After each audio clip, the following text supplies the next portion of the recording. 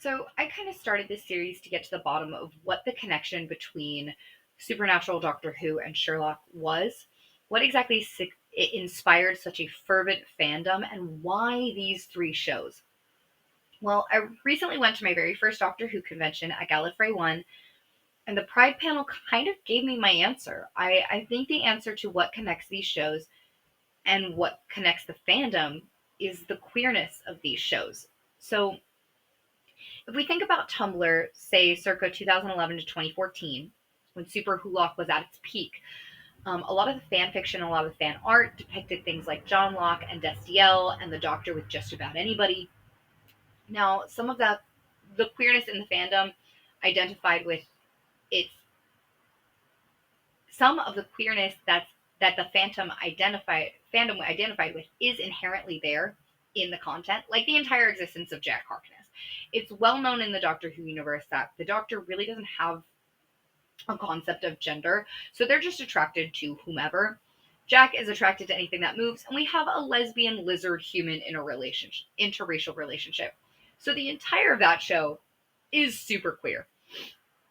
Now, with Supernatural, I know that there was a subsect of the fandom that considered Gabriel queer, but really the focus was on Destiel.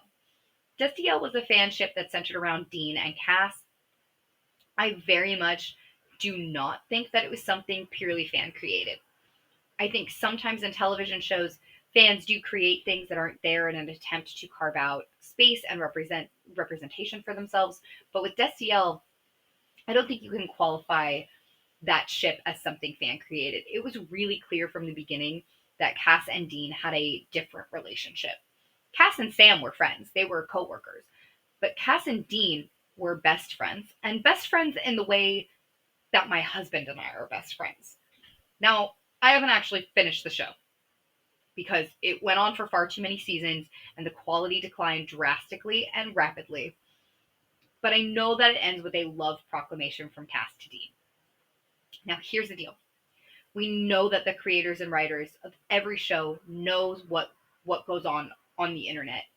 They know what the headcanons are. They know what the ships are. So by season 15, they absolutely knew that Destiel was one of the most powerful unifiers in the fandom. How they handled it is a different discussion, but I don't think it's deniable that they leaned into it. Moving on to Sherlock. John and Sherlock have a very different relationship. Neither man is really a flirt. They're also best friends, but not in an overly affectionate Destiel kind of way, more in a codependent kind of way. For much of the series, they really can't function properly without each other. And from outside of it, it seems very weird. I can absolutely see the romantic undertones of this relationship that people pick up on.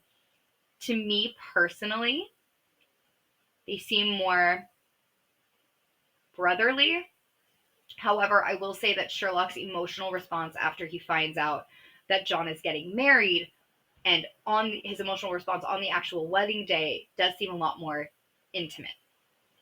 Now, I really think the biggest thing that bonds these shows together isn't just their similar structure and story dynamics, which we have gone over. I think that the character relationships are more than just the act first, think later, logical character and the friendly and harder, harsh character dynamics. I think that the true thing that bonds these shows together and the fandom is the queerness. It is a fandom that has carved out its own space and representation, and I truly think it set the tone for the kinds of media we have now.